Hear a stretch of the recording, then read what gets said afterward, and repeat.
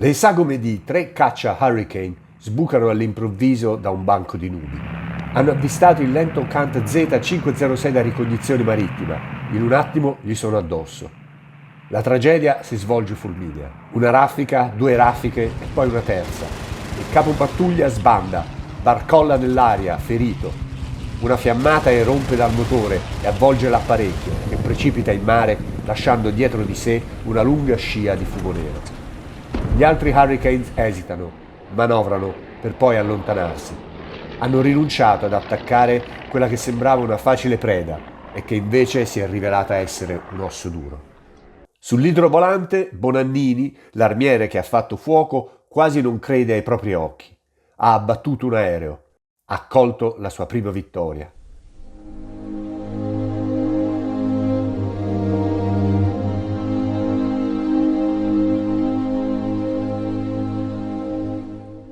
Il combattimento è stato così breve che neanche ha potuto rendersi ben conto di quello che ha fatto, ma i suoi compagni invece sì, e corrono a congratularsi. Ha appena salvato loro la vita. Il combattimento viene così freddamente riportato nel diario storico della 170esima squadriglia. L'Hydro viene attaccato da una pattuglia di apparecchi da caccia del tipo Hurricane. Nel combattimento che ne seguiva, un velivolo nemico veniva abbattuto e gli altri 2, ripetutamente colpiti, venivano messi in fuga. I colpi di mitragliatrice sparati contro il nemico sono 127.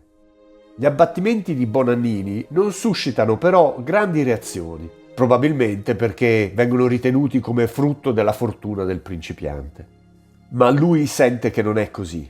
Ha capito di avere delle capacità particolari e aspetta i critici al varco.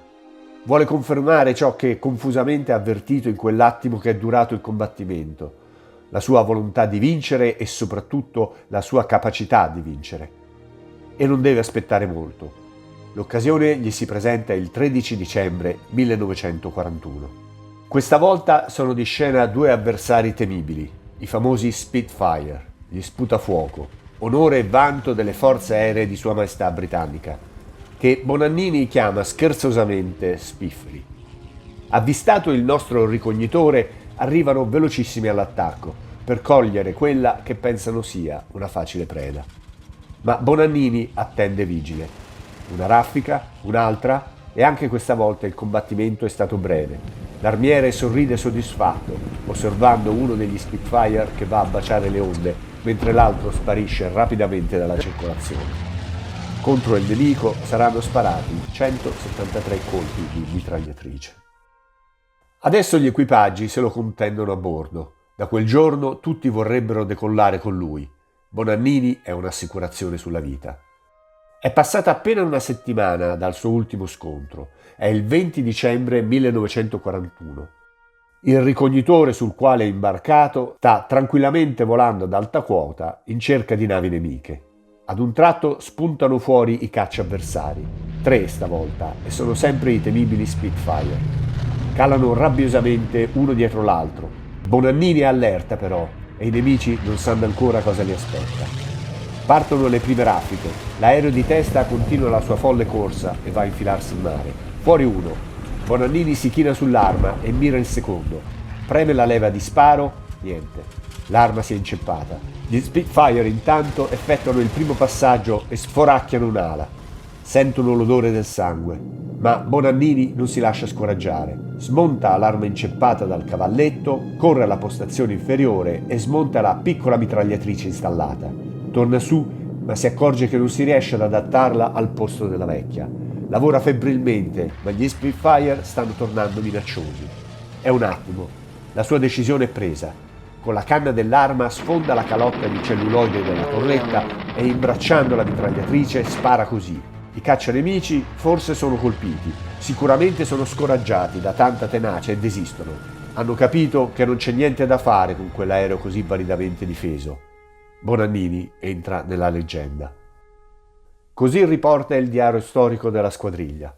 Durante la missione all'altezza di Malta, l'Hydro viene attaccato da 3 velivoli da caccia nemici del tipo Spitfire. Nel combattimento seguitone un apparecchio viene abbattuto, un altro probabilmente ed il terzo fugato.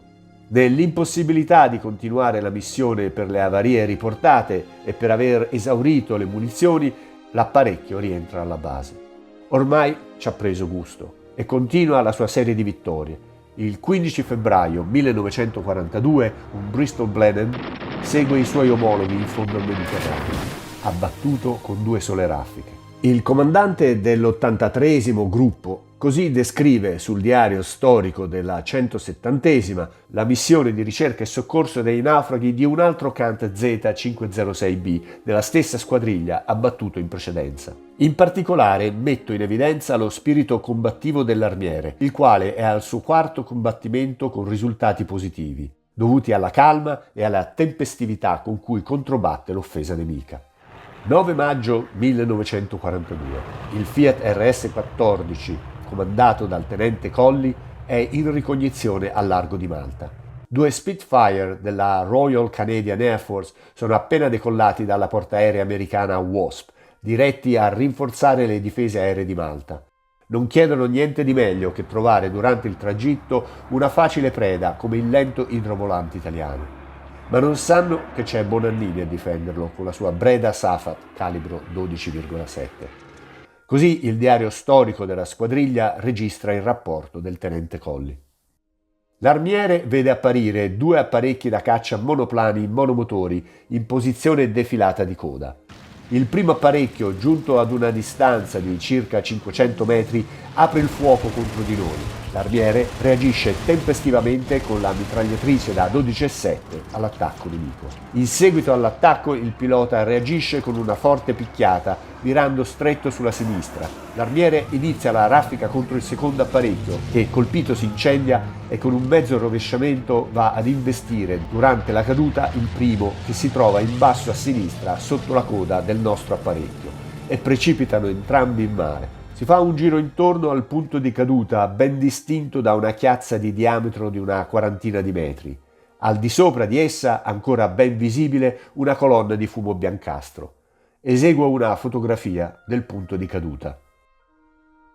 Seguono parole di apprezzamento per il comportamento del valoroso armiere che ha raggiunto il suo 6º abbattimento confermato più 1 probabile. A questo punto il nostro armiere viene proposto per la più alta ricompensa al valor militare.